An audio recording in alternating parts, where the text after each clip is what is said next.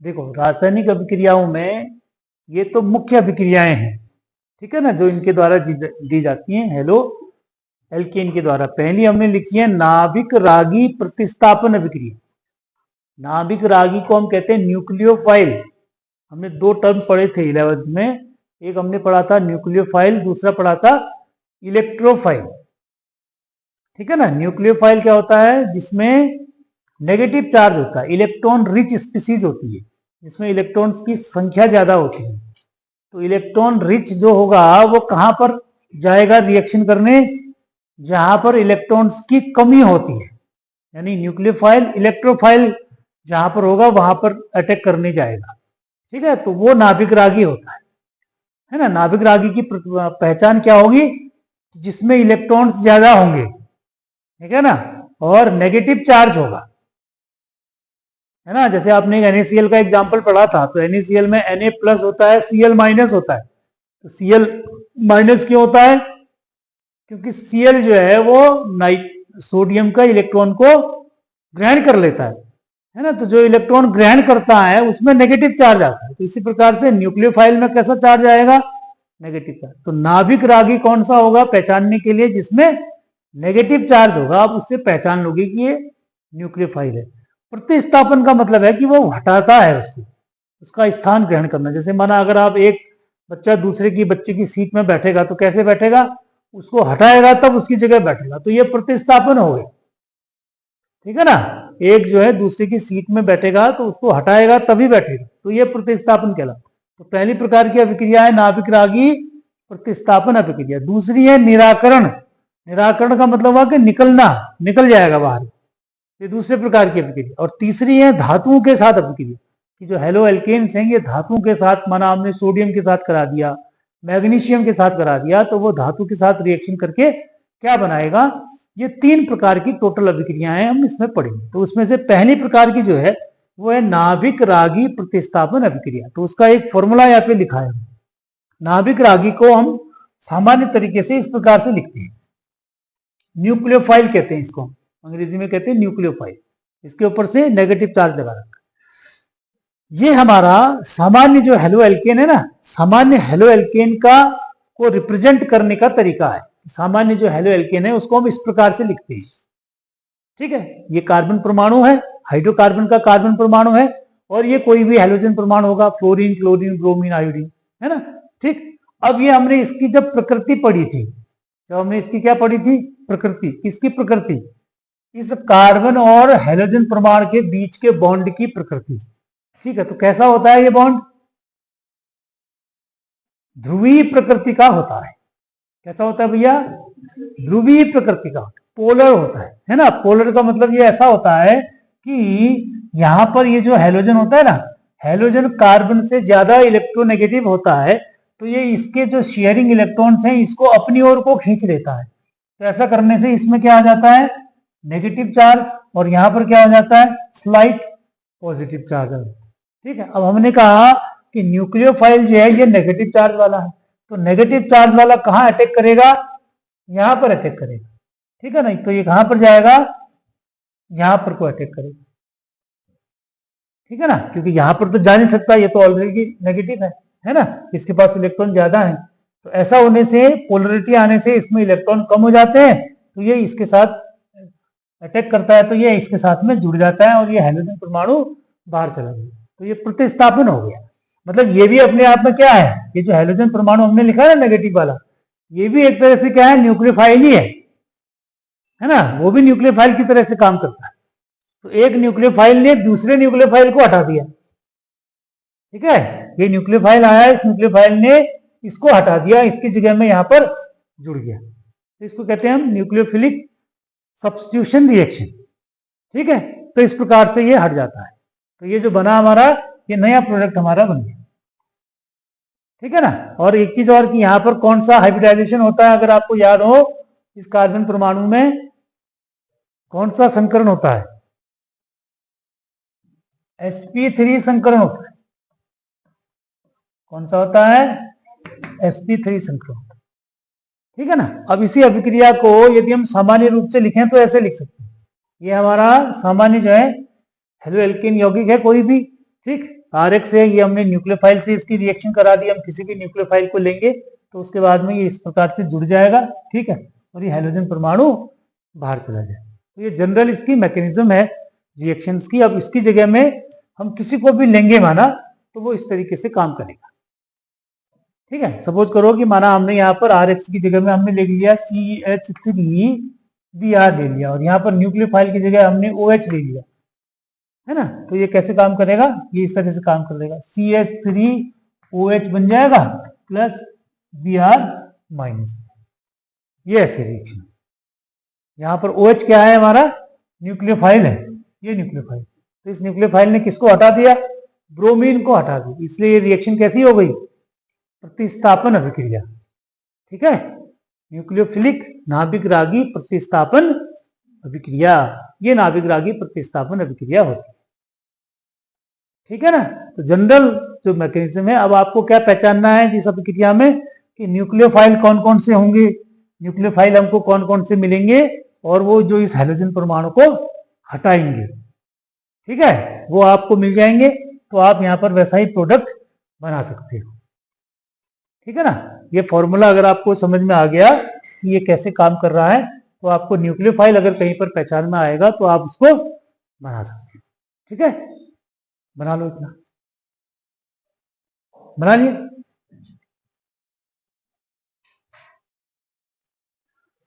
देखो इस टेबल से हमको मिलेगा, पहले वाले में हमने लिखा अभिकर्मक, दूसरे वाले में इस अभिकर्मक से हमको क्या न्यूक्लियोफाइल मिलेगा ये देखना है। आप ये अभिकर्मक है, रिएजेंट है, इसको पहचान लो आप। एरो के ऊपर में जब हम कोई अभिक्रिया लिखते हैं तो अभिक्रिया में तीर का चिन्ह बना होता है ना, तो तीर के चिन्ह के ऊपर से लिखा होता है रिएजेंट, अभिकर्मक लिखा होता है। तो आपको ये पहचानना है कि तीर के चिन्ह के ऊपर में जो रिएजेंट लिखा है उससे हमको कौन सा न्यूक्लियोफाइल मिलेगा, ठीक है। यहां पर वो न्यूक्लियोफाइल दिया हुआ है, लेकिन परीक्षा में आपको क्या होगा कि तीर के चिन्ह के ऊपर से लिखा होगा, आपको पहचानना पड़ेगा कि इसमें से हमको कौन सा न्यूक्लियोफाइल मिलेगा। तो वो वही न्यूक्लियोफाइल हमारा क्या करेगा, फिर उस हाइड्रोजन परमाणु को हटाएगा, हेलो एल्केन के हाइड्रोजन परमाणु को हटाएगा, और वही उसके साथ में जुड़ेगा और प्रोडक्ट को बनाएगा, ठीक है ना। तो यही याद रखने वाला, ध्यान देने वाला है, ठीक। अब एक उदाहरण समझते हैं हम। जैसे ये हमने लिखा है NaOH, ये अभिकर्मक है NaOH, ठीक। हमने लिखा था पहले वाले में रिएक्शन कि माना हमारे पास ये रिएक्शन है RX, ठीक है ना, प्लस कर दिया NaOH के साथ में हम इसकी रिएक्शन कर देते हैं NaOH या KOH, ठीक। तो NaOH और KOH से हमको क्या मिलेगा, OH माइनस मिलेगा। तो ये क्या बन जाएगा, ROH प्लस क्या निकल जाएगा, NaX, ठीक है ना। दूसरा इसी को मैं लिखता हूं ऐसे, माना मैंने लिख दिया CH3Br प्लस हो गया NaOH, तो ये क्या बन जाएगा, CH3OH प्लस हो जाएगा NaBr। समझ में आया कैसे बना रहे हैं, ठीक है। ये इस तरीके से बनेगा, है ना। तो आपको जितने भी कार्बन की आपको रिएक्शन चाहिए वैसा आपको मिल जाएगा, ठीक है। अब इसमें एक रिएक्शन इंपॉर्टेंट है जो परीक्षा में कई बार पूछी जाती है, जैसे ये है NaOER, विलियमसन सिंथेसिस इसको कहते हैं।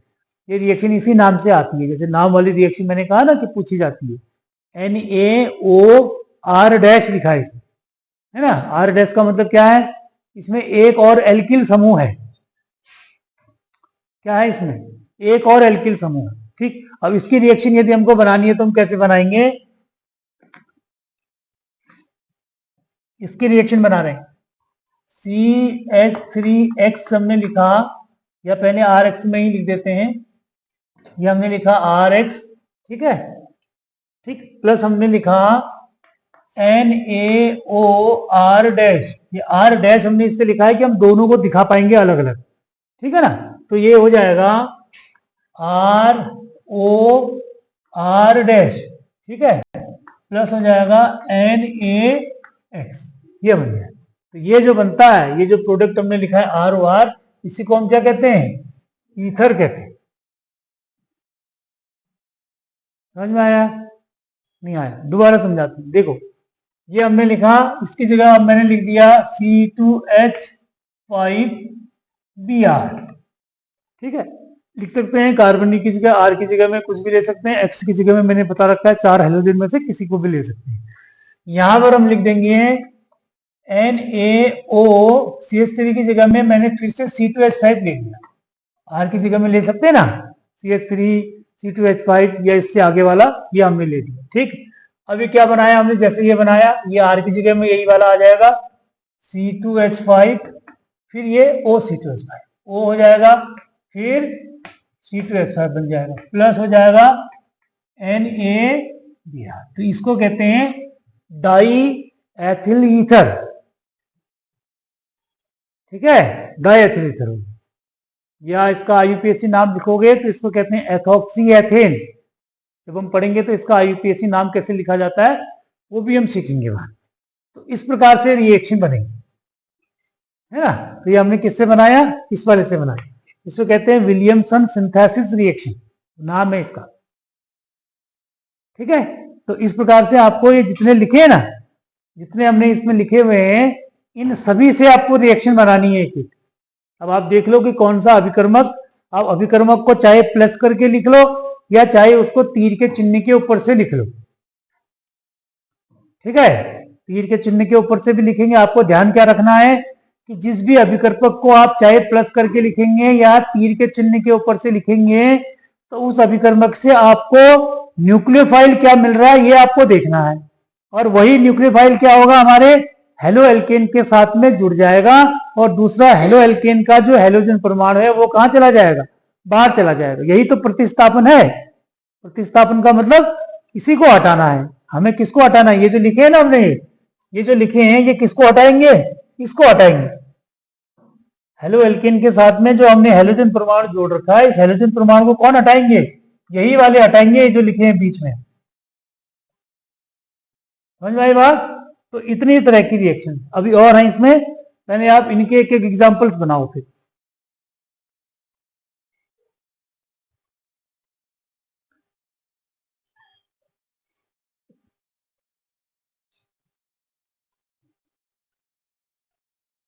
देखो लास्ट में जो है ना, ये भी बड़ा, ये दो चीजें भी बड़ी इंटरेस्टिंग है इसमें। देखो क्या क्या, अगर आपके इसमें एरो के ऊपर में, तीर के चिन्ह के ऊपर में अगर आपको ये लिखा हो लिथियम एल्यूमिनियम हाइड्राइड यदि लिखा हो, तो उसमें क्या न्यूक्लियोफाइल निकलेगा, H माइनस निकलेगा। तो ऐसा प्रोडक्ट आपका क्या बनेगा, ये हाइड्रोकार्बन बन जाएगा। तो यदि आपको कोई ऐसा प्रश्न पूछे कि भाई आपको हेलो एल्केन से यदि आपको हाइड्रोकार्बन बनाना है तो हम किससे अभिक्रिया करेंगे, बता सकते हो आप।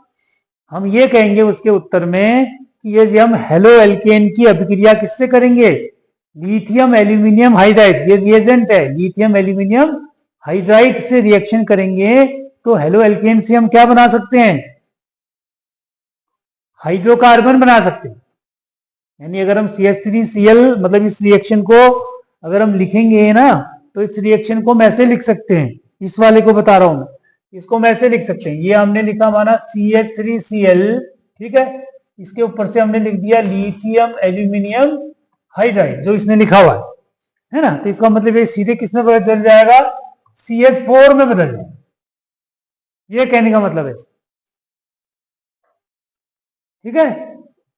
किसी से भी अगर आप इसकी जगह माना ये ले लिया आपने C2H5 Br ले लिया, और यहां पर भी हमने लिख दिया लिथियम एल्यूमिनियम हाइड्राइड ले लिया, ठीक है ना। तो ये क्या हो जाएगा, C2H6 बन जाएगा। भाई कितना इंटरेस्टिंग है ये। और ये सवाल पूछा जाता है कि आपको हेलो एल्केन से क्या बनाना हो, हाइड्रोकार्बन बनाना, तो कैसे बनाएंगे। आपको क्या लिखना है, केवल तीर के चिन्ह के ऊपर में ये रिएजेंट याद होना चाहिए, कौन सा, लिथियम एल्यूमिनियम हाइड्राइड।